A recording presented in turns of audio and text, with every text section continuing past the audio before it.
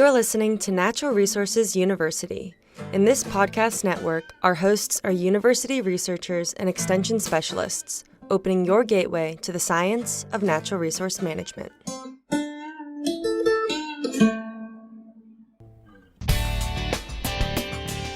Welcome to Deer University, the podcast of the Mississippi State University Deer Lab. I'm Bronson Strickland. And I'm Steve Damaris. We're both lifelong hunters, deer biologists, professors of wildlife management, and co-directors of the MSU Deer Lab. We explain the latest research, including our own work and that conducted elsewhere. So if you're interested in deer biology and management, this is your podcast. Every decision you make is a step in your management program, and we give you the knowledge to make every decision count.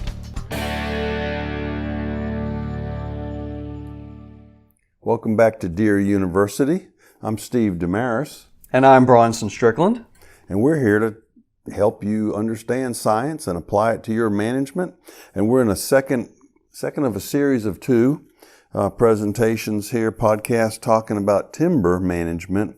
Our last episode was pine management, and we're happy to have Brady Self, the Mississippi State University Extension Forestry Specialist, back with us today. Hello, Brady. Hi, Steve. So you talked a lot about pines last time, and that's certainly a big part of your job, but I believe, if I remember correctly, you kind of cut your teeth and came up through the hardwood realm, the hardwood world of forestry. So maybe this is dear to your heart today? You are correct, as well as that's one of my tasks. I'm actually the hardwood guy now, too. So okay. There you go. Good deal. You explained kind of the life of a pine rotation, pine plantation last time at Pine Forest.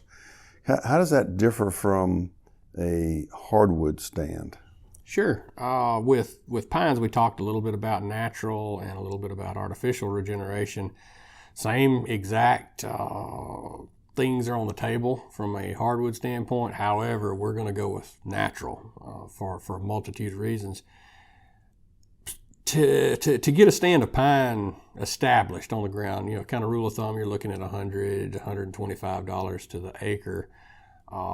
Establishment costs, that seedlings and maybe some type of herbicidal work. To get a stand of hardwoods established, you can double that if you're lucky. You're only going to double that from an artificial standpoint. You can easily triple that if you wanted to. And that's planting at a lot lower density than with pines. With hardwoods, we're 12 by 12, so 12 foot by 12 foot at a density of 302 and a half, so people say 302 or 303. Trees per acre is kind of the standard, and we could get into the developmental issues, the stand dynamics issues of why that isn't a good number, but that's kind of the established number that people look for, around a little over 300 trees to the acre, and it's going to cost you twice what it does for twice that many pines put in the ground. So it's just a lot more expensive. You also look at rotation length. Like we said earlier, pines are 30 to 35 year rotation length. You can look at on absolute bang up top quality sites in hardwoods. With oaks, you might find the occasional site, and I'm talking absolute top notch site that's 55 years. That's an incredible rarity.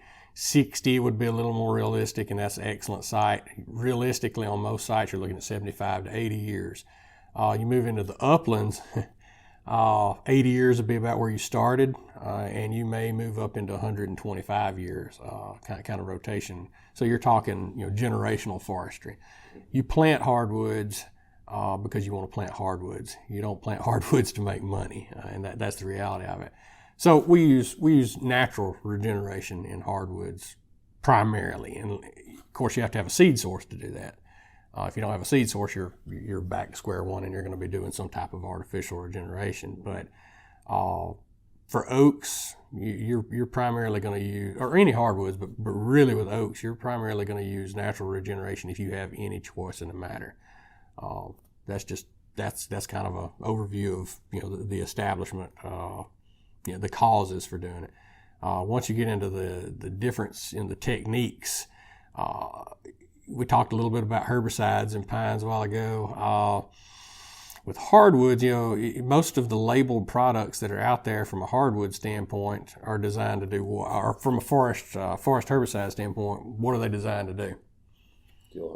Kill hardwoods. So they're pine herbicides, and it all comes down to R&D dollars in herbicide research. Most of it goes to ag. A little bit of it goes to turf. A little bit of it goes to horticulture. Different things like that. There's a very small amount of R&D money that comes down to forestry to begin with, and pretty much all of that goes into the pine realm, because that's where the cash, that's where the cash cow is. So when we're talking about labeled products for, product being herbicide, different herbicides, labeled products for hardwood work are very, very small, and they were maybe not developed accidentally, but it was just something that either came out of ag research or it came out of pine research as something that we could actually use in hardwoods. We have no ability whatsoever to select that sweet gum and leave that oak, or that maple and leave that oak, or that oak and leave that ash. We don't have the ability to do that in hardwoods.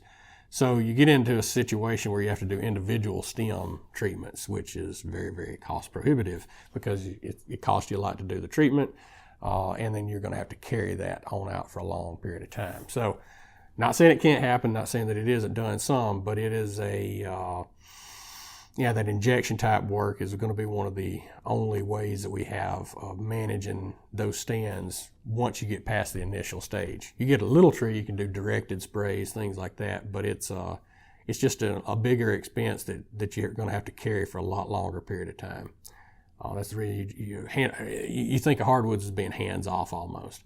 And the biggest difference, I guess, is between pines and hardwoods is, we're all taught pine silviculture in school. But as Andy Ezel, we mentioned the last podcast, as Doc used to say, is you just take your hardwood hat, you take your pine hat off and you put your hardwood hat on. They're that different. It's a totally different world. A lot of variables that aren't there in the pine world. So you have a much more complex system to work with. Mm-hmm. You have less acreage, so the whole problem you were talking about in pine management about getting people and the mills to be able to harvest must be even harder in hardwoods. No, that's not necessarily the case. Hardwoods right now, depending on what type of hardwoods, I can sell sweet gum for more than I can loblolly pine right now. And I never would have. I know, and I never would have thought that 10 years ago, but that's the truth. And a lot of it goes into oil exploration and building mats for derricks and things like that. Oh, wow. Where a lot of those lower quality woods are worth more than they have been historically. But no, actually getting hardwoods cut is not a problem. You can pretty much get a logger on a stand of hardwoods pretty quickly. Wow. But it takes longer to get that hardwood to that stage. There's also, you mentioned less acreage. That's actually a misconception too. If you look at the imagery data, the inventory data that's out there available, there's actually slightly more hardwood acreage in the state than there is pine acreage. You don't think about that, and everybody thinks pines are everywhere and it's taking over the world. And there's a lot of it. Don't get me wrong, but acre for acre, there's actually more hardwood acreage in the state than there is pine acreage. But that doesn't take into account quality. So quality hardwoods, you're looking at a relatively finite resource. There's not a lot of. Well, I can't say not a lot. There's not as much of that acreage as there is of just, the high-graded, trashed-out stands that have been picked over for the last, century. Oh, you said that word I was getting ready to ask you about. There you go. Before we get to the H word, though, you said low quality. Can you just make a distinction of what is typically a high-quality stand versus a low-quality stand? And is that it depends based on... It depends based off of a couple of things. We talked about complexity of hardwood systems. Species is going to drive a lot of that. So a lower quality stand from a species standpoint, you would top out with some of the oaks. Right now, white oak in Mississippi, which is going to be an upland species. White oak, talked with a consultant yesterday. I was in the field looking at a thinning job they were doing in some upland hardwoods. And I always just try to keep my thumb on kind of what things are going for. And the white oak, you're gonna be surprised. I was surprised. And that county is not along the border where you'd expect to, the Tennessee border, we expect to get a lot higher values for some of those stave logs and things like that in the white oak world. But this was several counties down, and they were getting $110 a ton for white oak logs off that tract. Really shocked at that price. So it's right now it's top dollar, and it's all going into whiskey barrels in Kentucky basically. But after that, historically something like cherry bark red oak, that was going to be and believe it or not, our ash species, those were kind of our top $2 earners. So you get into those where you have into those species that are higher value species, that's going to be a more quality stand versus something that's made up of hickory or elms and box elders and ironwoods and those lower quality species from a marketability standpoint, not necessarily an ecological desirability, but a marketable standpoint. Now, that's the species distinctions. If you talk about things from a actual wood property standpoint, you still get into some species differences there, but you also get into lower quality stands in that they were open grown, like a lot of our plantation wood, where it's going to be all down the road, where you have a lot of knots, a lot of defects inside that lumber when it's finally cut, and into situations where those stands have been high graded. I'll throw that term at you again, and we'll talk about that in a minute. But where those stands have been picked apart over time, and you had the lower quality, either from just damage that occurred to the tree or from actual genetic standpoint of that individual tree, you have just a lower quality individual. Quality being the quality of the lumber that's produced from that stand, from that individual tree. So those, like I said, there's a couple of different variables that play in a couple of different ways. It can be species driven, but it can be just the overall wood quality. Because you'll hear 90% of the value of a tree is in the hardwood trees in the butt log. It depends on the tree. But the majority of the value of a stand is located in that first 16-foot log in the bottom on the bottom of that oak tree. And if you have defects in that log, you expect to suffer from a financial standpoint. And we'll carry wood out. We'll pull wood out in the top of that tree. But that's what you're looking for when you're in those stands is the quality, the clear wood that's produced on those bottom boles. So what's high grading? High grading, take the best and leave the rest, right? That's our definition too. There you go. Buck population. That's an old one.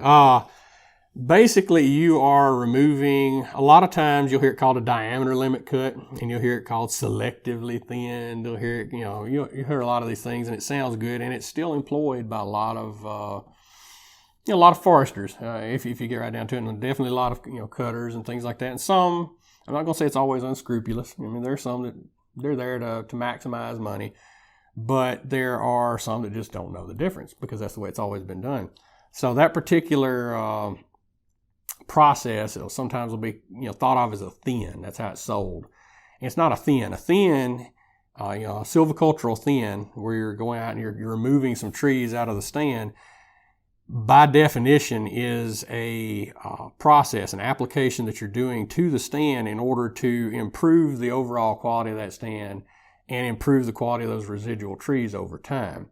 A high grade has no concern for what's left. It's designed to maximize the money that comes out of that stand at that particular moment in time.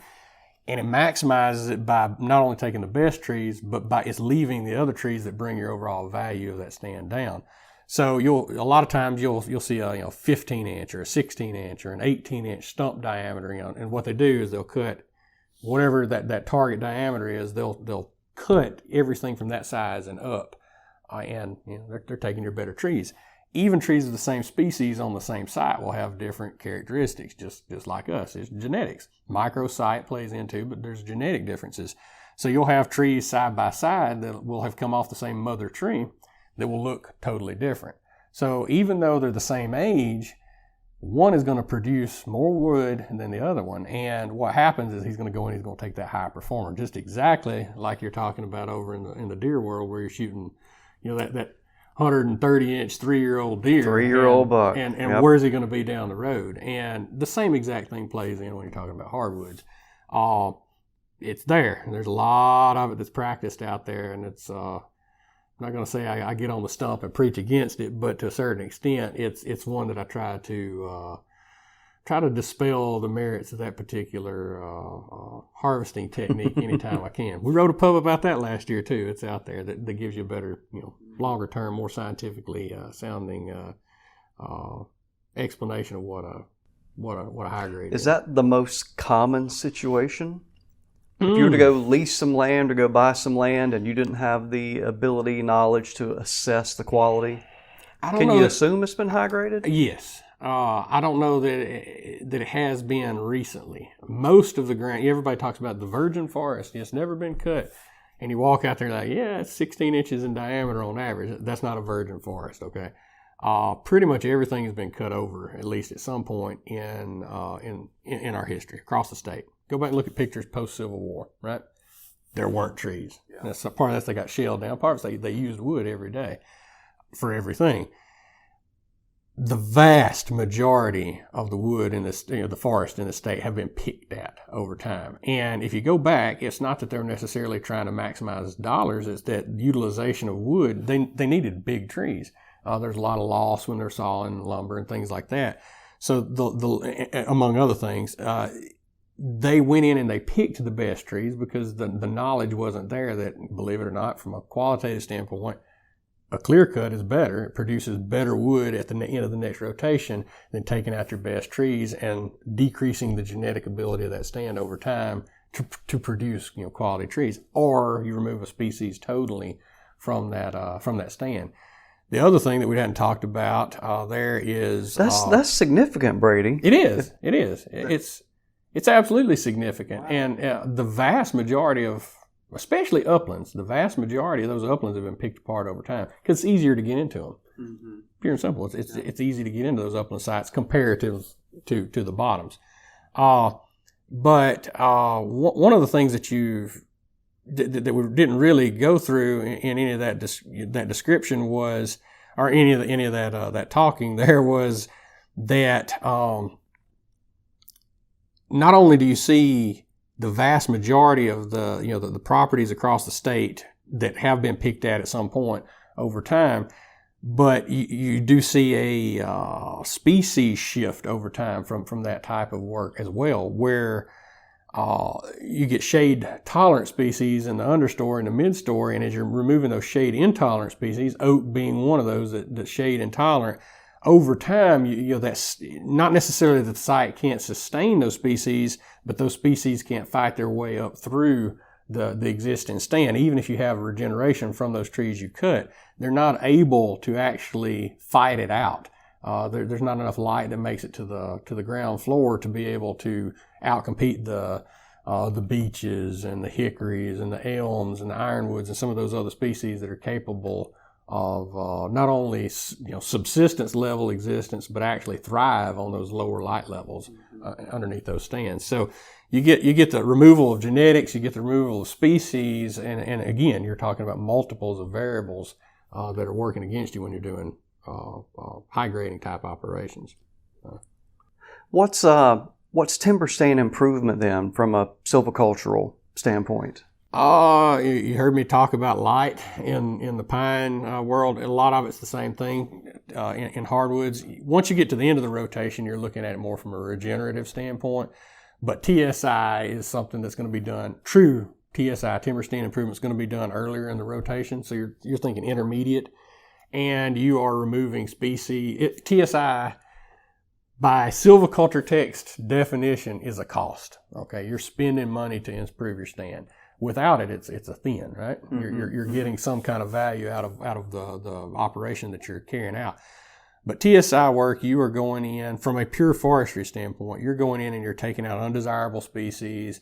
You're taking out species that are crowding out a better species. You're taking out individual stems that are going to never have the quality associated with them that you would want to see in a final crop tree.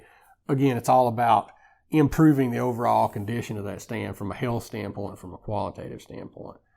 The opposite of high grading. Yep, the opposite of high grading, but it's not a thin either. You can also get into thins in those, and it has the same premise behind it that, thin in hardwoods has the same premise as a thin in pines, in that you're trying to concentrate growth on the best quality trees that you have to get those, to get the most clear wood, to get the most value out of those trees at the end.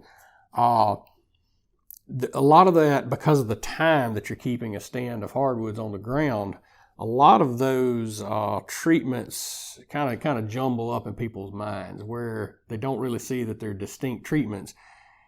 And you could argue that some of it's semantics, but they truly are intended as designated treatments to achieve a certain goal in those in that stand at any given time. They just get morphed into things that they weren't really intended to do. Pines, you got one species, right? From seacoast to seacoast, as far as the stand goes, from one side of the track to the other. Hardwoods, you may have 20 different species, all of which are economically important, all of which are ecologically important. Pines is a monoculture. You have one. So it's easier to manage it because of that. Once you get over into the hardwood world, your prescription, even if it's maximize dollar, maximize my economic returns through growing the stand through time, you're still going to have to adjust that prescription as you go across a stand, because on the hill, you're going to have certain species, on a hill, you're going to have certain species that are better equipped to handle whatever conditions that stand provides on top of that hill. As you move down the slope, that may change. As you move into the bottom, that may change.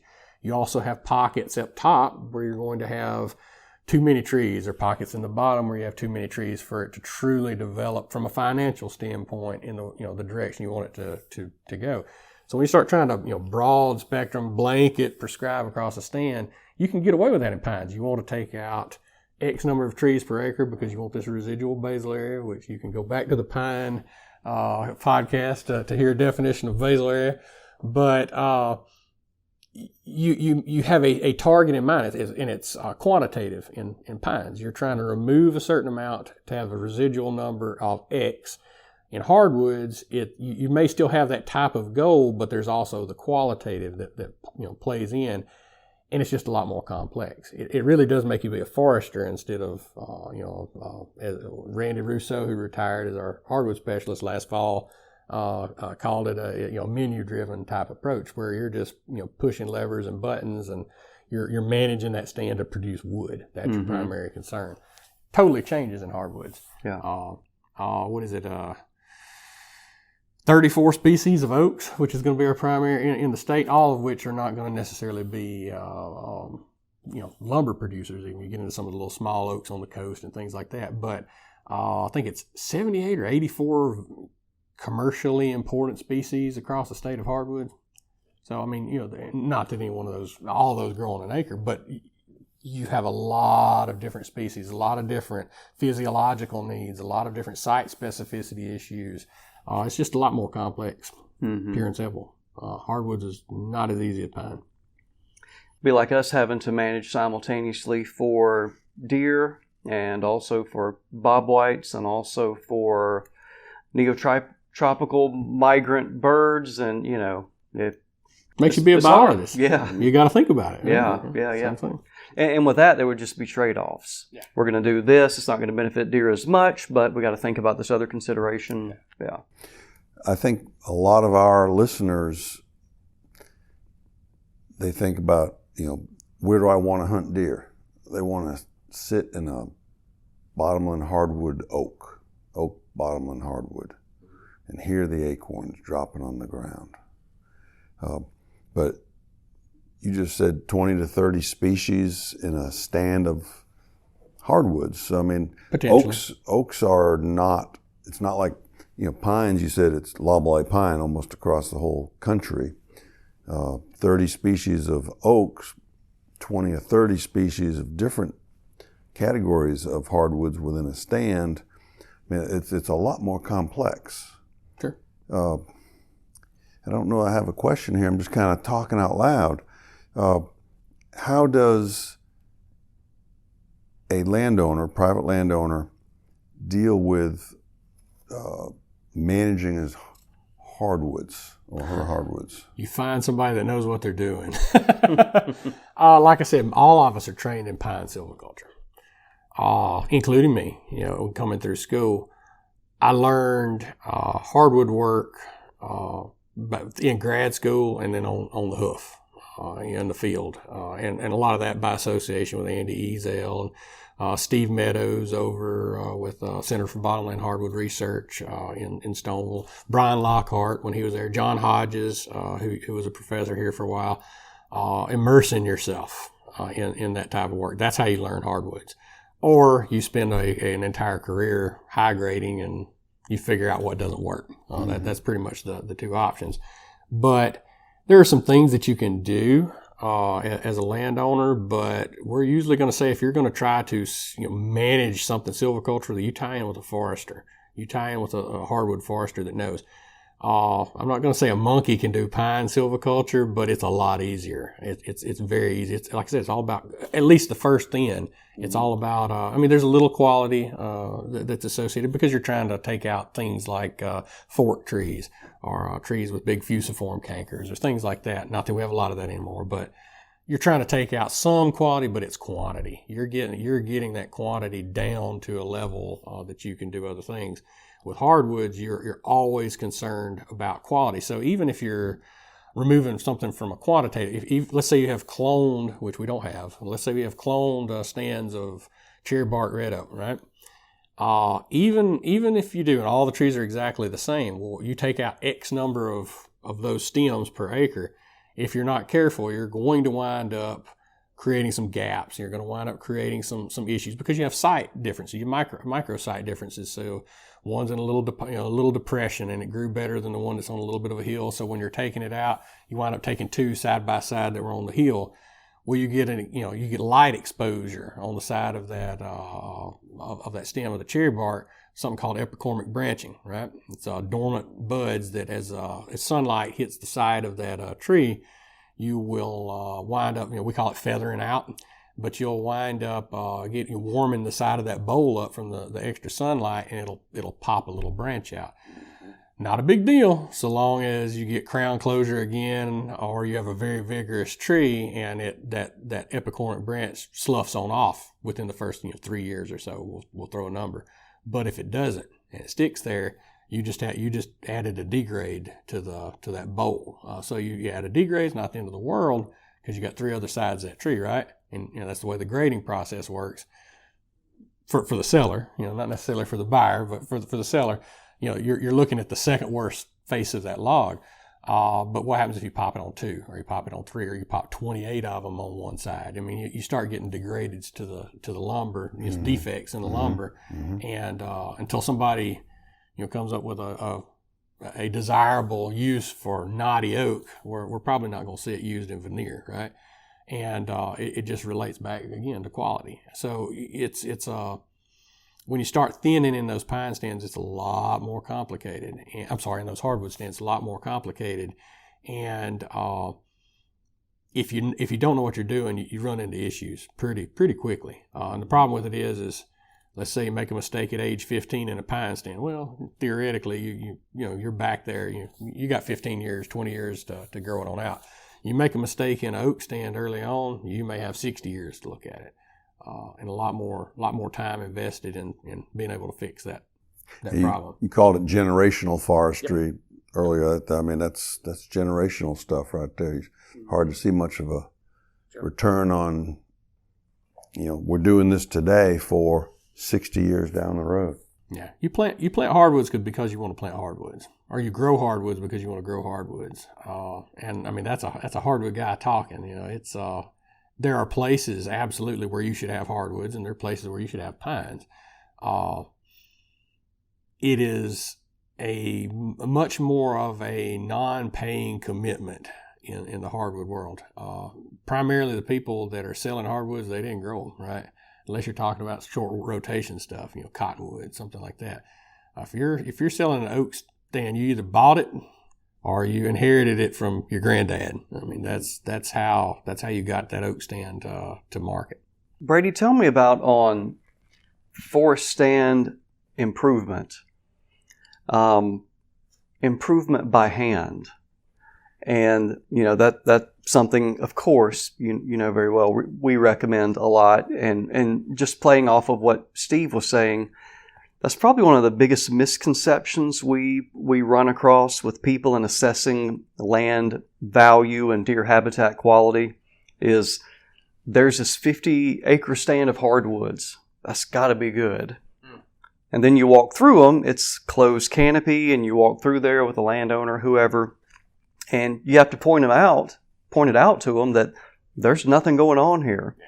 This is really not any different from a closed canopy pine stand, but there's always that thought that, well, there's probably some oaks in here, and they're probably dropping some acorns, and that may or may not be true. So we end up, recommending that, locating those oak trees, verifying they are producing acorns and such, and then doing some forest stand improvement with techniques like hack and squirt, or you can girdle the tree or whatever, but reducing the competition of that. Now, I'm not going to say a good tree from a silvicultural standpoint, but from our perspective, here's this dominant good tree we want to keep, eliminating the competition around it, or seeing a younger tree that may not be dominant, but it's one we want to help encourage become dominant and remove a lot of the competition around there. And if we get a little splash of sunlight on the ground, even better for us with forage production. And that relates right back to something. You're saying not necessarily from a silvicultural standpoint, a tree that you want to promote, right? Let's assume it were, it is, and the trees you're selecting are, do fit that category. It's called crop tree release, if you want a silvicultural term to throw along beside it. And that's kind of low impact, individual, improvements that you'll see in forestry. You don't see a lot of it because most people just don't go out and do it. But absolutely, and I talk about that in an upland program I do, upland hardwood program, where that's something a landowner can do, and it's exactly you followed the exact process. We're a little more careful about that splash of sunlight on the side than you may be, because we are worried about the quality. But there's also the misconception, and you touched exactly on it. There's the misconception that a big, healthy, full, vigorous crown in an oak is going to produce acorns. That's not necessarily true. Some produce a lot, some don't produce a lot. Some almost never produce. So that going out, if that's the type of work you want to do, going out and finding that one tree that is very, very productive, or that group of trees that's very, very productive, is incredibly important in that, if that's your intent behind it, is increasing acorn production. But we all know, go right back to, I have John Grucci with MDWF&P come and talk for me. Didn't last year, but usually I'll have him 2 or 3 times a year at the various things. And he has a slide that I love when he puts it up. Here's a stand. He shows us, darked out, whether it's pines or whether it's hardwoods, darked out stand, not a lot underneath it, and it shows a deer that I think he actually stole the idea from Scott Edwards back in the day. Here's a deer, and here he is. He's just stepping right on through there. He needs to pack a lunch to get through that stand, and that's absolutely true.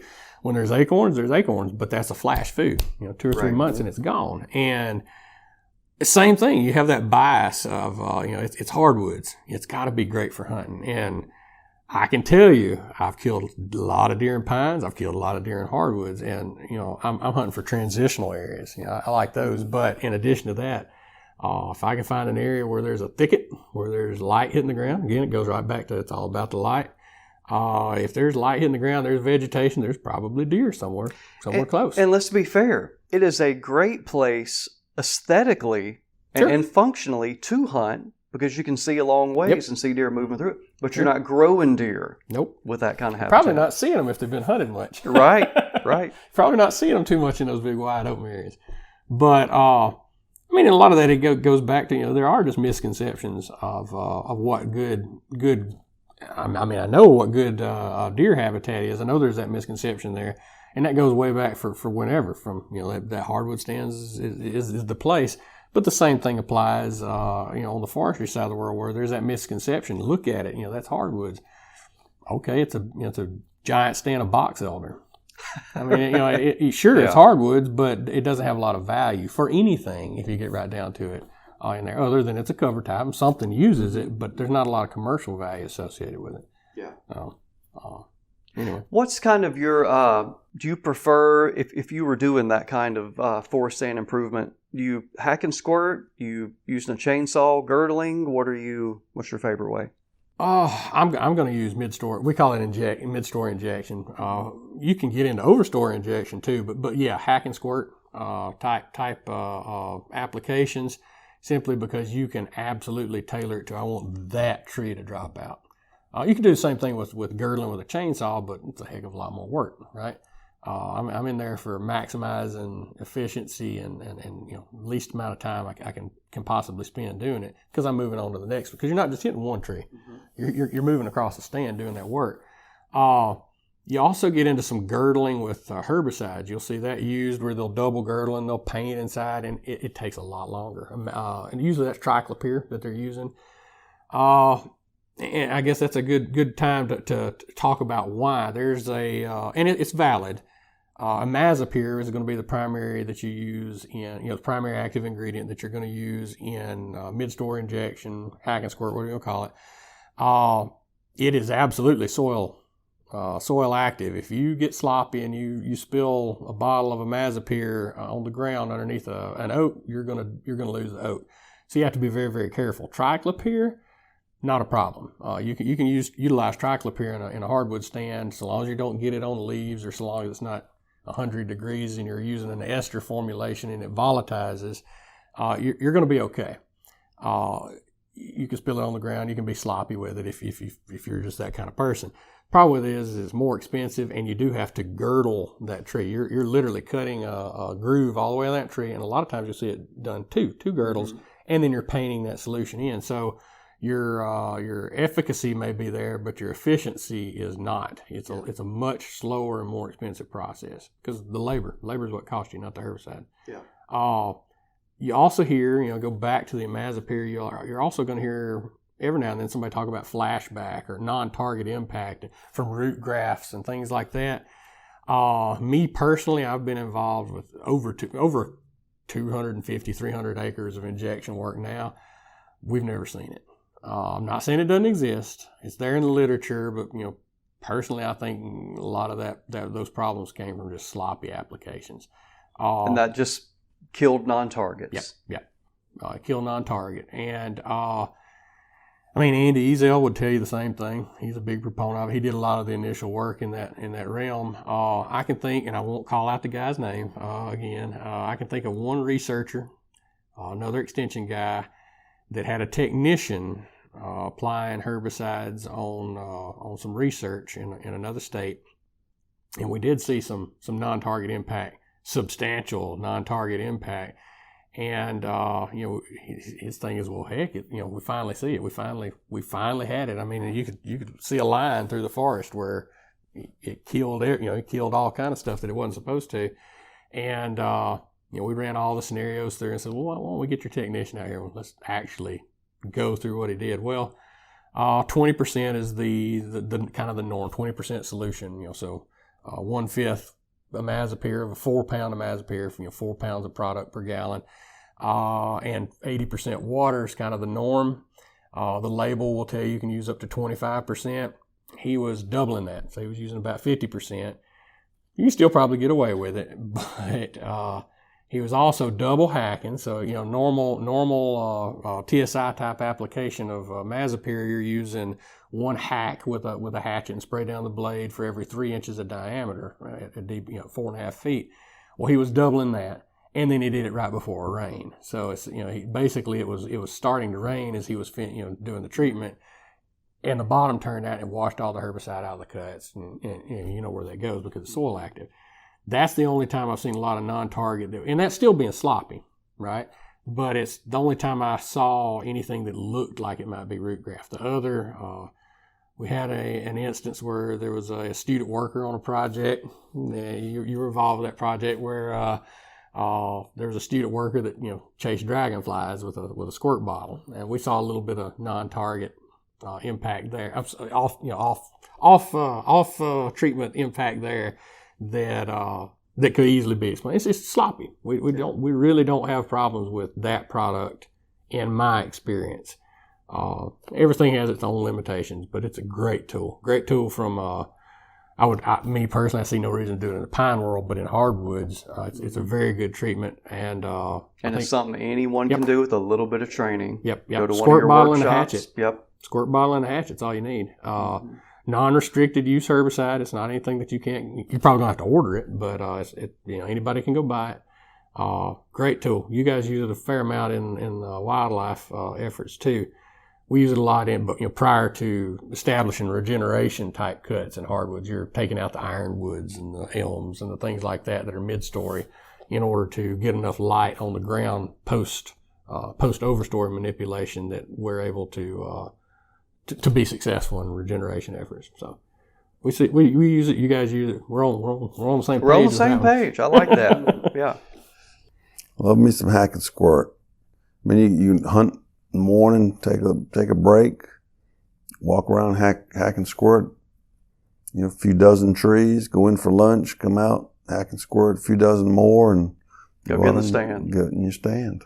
That one study, the one the one I'm talking about, 72,000 plus stems on that study that we injected. We saw 3 trees that were impacted unintentionally. That's the ones that the student worker was going goofy with a squirt bottle. That's over 90 acres of injection. So it works. It's a great tool. Great tool.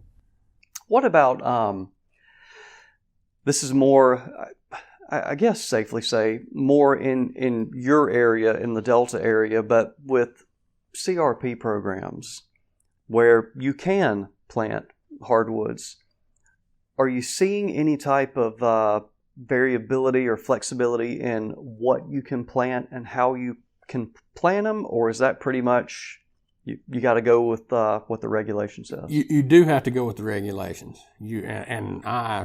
I make a point of not learning all those regulations because I'm not going to be that guy. But in addition to that, they change. They change, kind of like taxes. For Sean Tanger's our tax guy on the coast. That probably changes even more so than federal regs. But those programs change over time. And in addition to that, you're offering somebody advice on something that they're enrolling in a program that they're going to be held to someone else's standard. So there's a little bit, it's a little bit more complex. However, they have not. So yes, you're going to be locked into what those program specs tell you you're locked into. However, those program specs have changed over time. At one point, basically, you were going to see monoculture of hardwoods, which works in pines, does not work in hardwoods, does not work in oaks. Oaks don't compete well with solid oaks, so they stagnate and things like that. And that low of density, like I said, the vast majority of those plantations that are on the ground are planted on a 12 by 12, so 300 plus trees to the acre. And you've been in those stands, you know what they look like. Where you have at 20 years old, you have limbs that go all the way to the ground. So we're talking about qualitative, right? The quality is not there. You're looking at big pulpwood logs, assuming we could do anything with it. So it's really hard to thin those stands if you had enough survival to be able to thin them. But it was because part of that was the density. Part of it was the fact that they planted all water oak, or they planted all willow oak, or they planted all cherry bark oak on a few of them, and the vast majority of them were all nuttall oak. So you had one species planted across the site to site edge to site edge that was never intended to grow, from a natural standpoint, from what nature put on the ground, never intended to grow as a monoculture to begin with, and all kinds of problems fall into that. And that has changed somewhat with some of those programs. There's actually an expectation, several things have changed. First, that density's changed, right? They don't necessarily lock you into having to plant on a 10 by 10, which is 435 trees to the acre. So about a third more trees than the 302, right? They don't necessarily lock you in, but that is an option. And they'll still cost share. You're going to pay a little more, but they'll still cost share with you. So that's one thing that has changed, and it's better from a timber production standpoint. It's better. From a wildlife, maybe not, because you're gonna get crown closure quicker, right? But the other thing that has changed is the fact that they do offer some of the programs, I believe, I'm saying this in a recording, so I'll probably be quoted on it.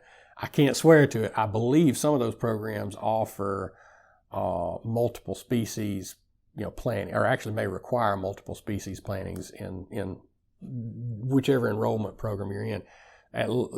More of them, I think, will allow it if you request it. So you can get that mixture of species, and you get better competitive ability of something like your oak. It's able to capitalize on the difference in crown structure and things like that, and able to actually grow in those stands.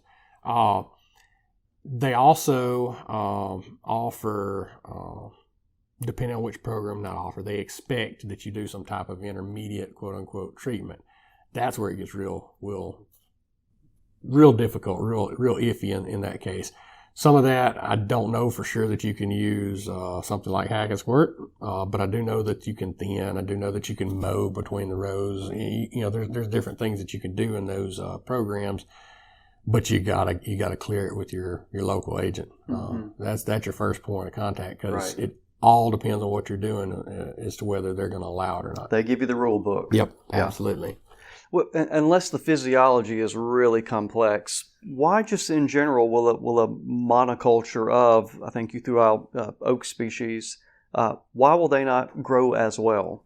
I know that's not how they evolve, but crown stratification. So as a stand develops, you'll get some species, some individuals. Goes right back to genetics. Some individuals are going to outperform. They're going to grow faster, so they're going to get on top. They're going to actually get on top. That really comes into play when you have multiple species. Something like, we'll go to oaks. We're going to keep it inside the oak family. Look at a cherry bark oak versus a swamp chestnut oak. Now, those two are going to grow on the same site. Well, that swamp chestnut oak is going to grow much slower, and the cherry bark oak is going to get on top a lot quicker, right? So that's part of it. The other part of it is when it's so you have those differences in we're talking about what's inherent to the species here, not necessarily physiological reason, but what's actually inherent to that species, and even inside the same species, genetic differences where some are just going to outperform, some aren't. Then you get into site differences. So hardwoods are incredibly species-site relationship oriented.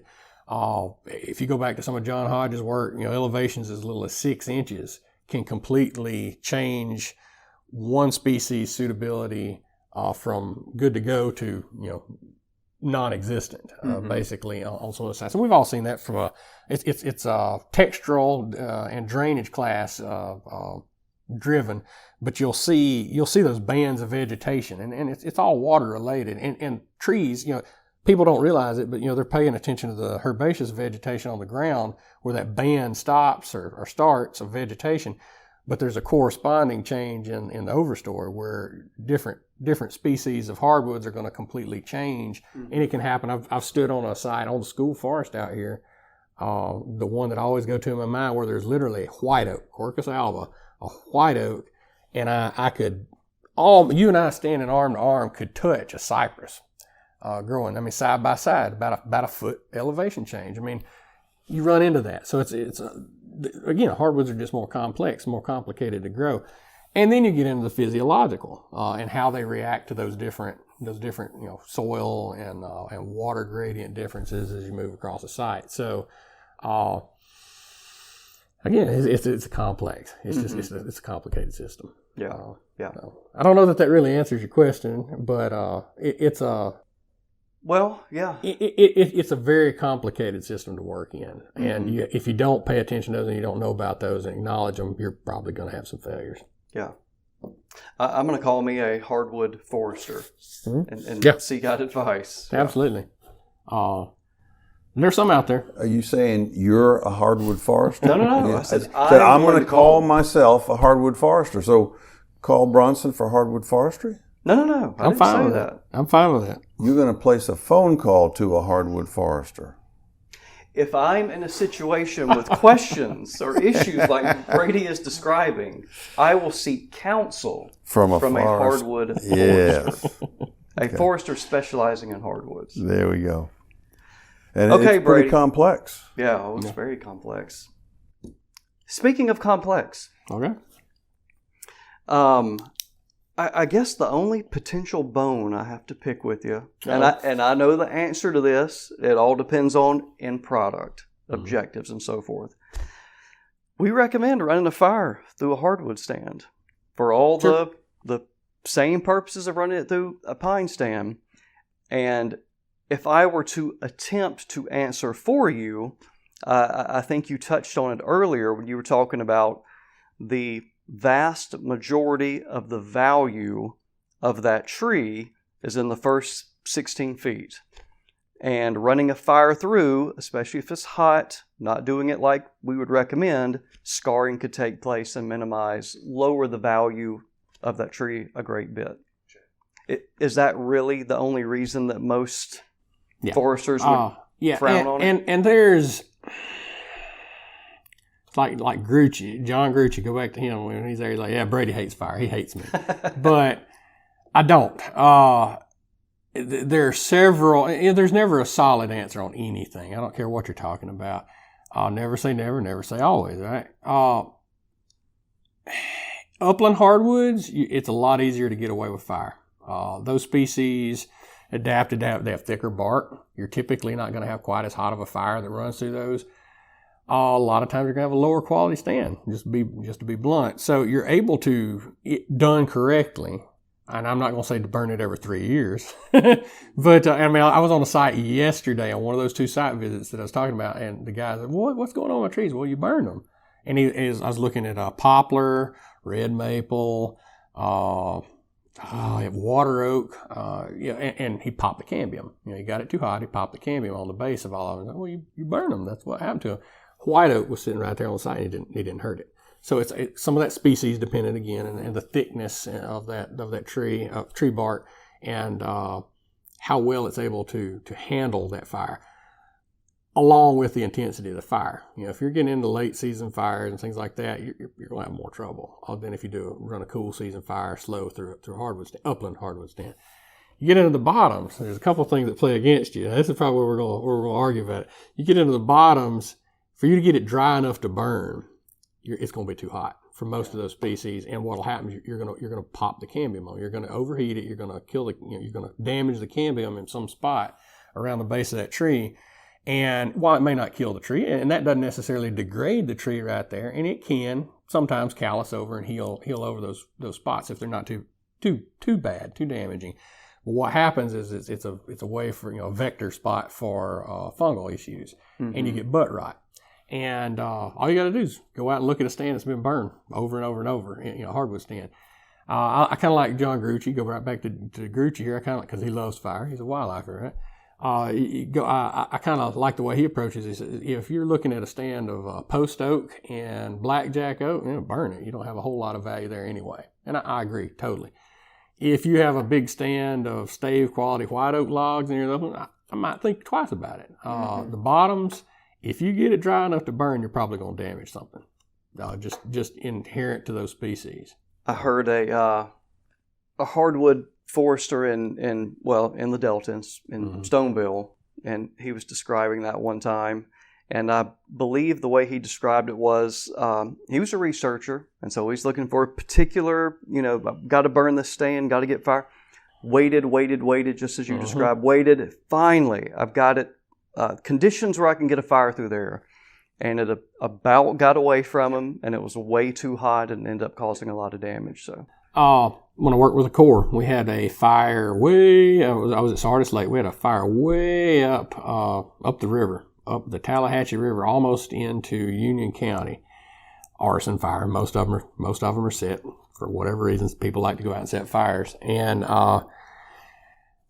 any other year, you could have gone out and poured gasoline on the ground underneath that oak stand, and it'll burn itself out. The fire wouldn't carry. That year was dry. 904 acres later, we managed to put it out. It jumped the river, right? And there's about 270 acres. We're not talking about crown fires, something that actually topped out and carried. Just a fire that ran through the forest. 270 some odd acres dead. I don't mean damaged. I mean dead in that nice, big, high quality bottomland hardwood forest. Of course, the next year does what? Gets wet. You know what that timber did? it's still sitting there on the ground, right? Probably rotted away at this point. We're far enough out, but you got to be incredibly careful in bottoms. And I'm never going to recommend somebody burning in bottomland species, period. You can get away with it in the uplands. I'm not going to say I've come around on that. I've always thought that, even despite what wildlife guys tell me, I just, I know when you start recommending it to a landowner, you don't know that landowner's capability. And you got to be very, very cautious with how you approach it. But yeah, you can burn in hardwoods in the uplands. I think where we would also say being really safe about it, and I'm not offering some blanket statement either about you just always burning, but do it very small scale. Yep. And the handful of trees that are really, really important, get over there and get all of the fuel away from the base of it. Just a couple things like that could help you a lot as well. Yeah, sure. It's hard to do on a large acre, But I guess a different scale for a landowner that's over the course of a decade trying to work through a couple hundred acres. Yeah. You can do it, 10 acres at a time or something. Sure. Well, Steve, we've done it once again. We've yacked for about an hour here. Yes, it's so easy to talk about interesting things with interesting people. Valuable things with interesting people. Were you going to say present company excluded or included? Or? He looked at me real hard on that. I looked right at Brady. I did not look over towards you. No, you didn't slant my eyes. This has been fun. Educational, yeah. And man, forestry is complicated.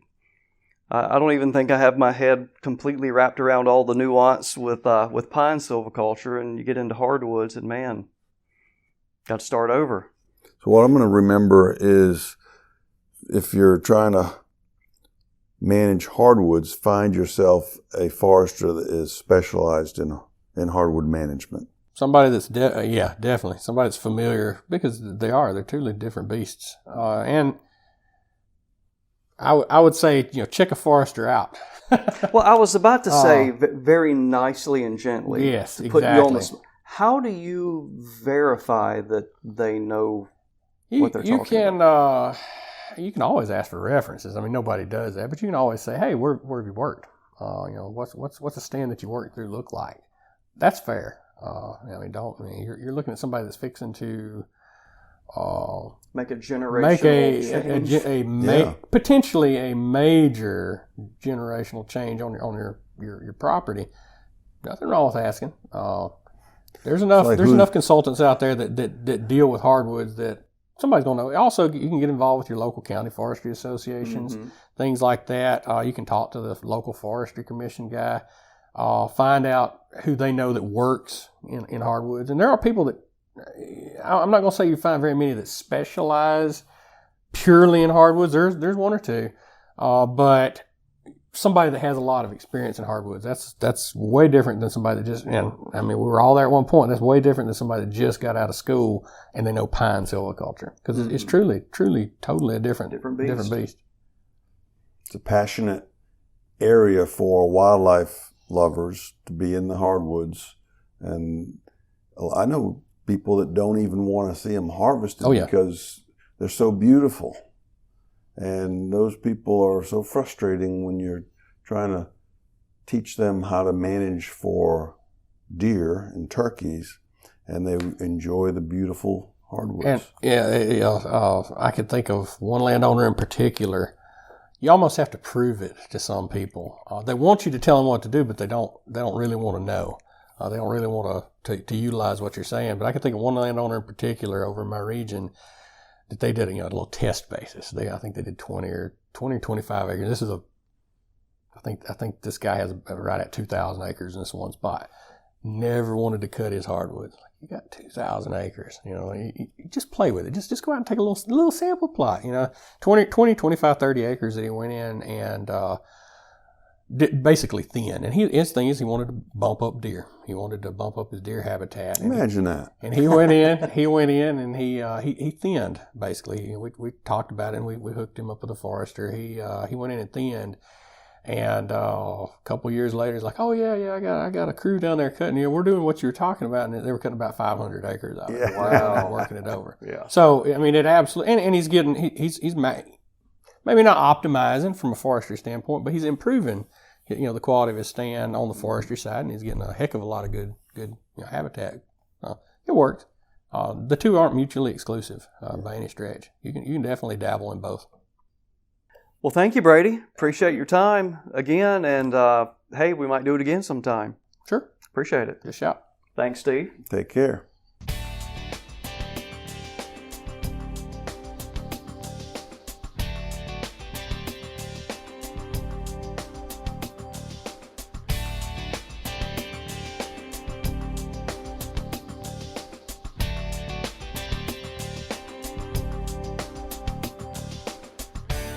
We thank the Patrick F. Taylor Foundation and the St. John and Dudley Hutchinson families for their endowed financial support of our efforts. We also thank our employers, the Mississippi State University Extension Service and the Forest and Wildlife Research Center. If you have questions or suggestions, please log on to msudeerlab.com and click on the Deer University tab.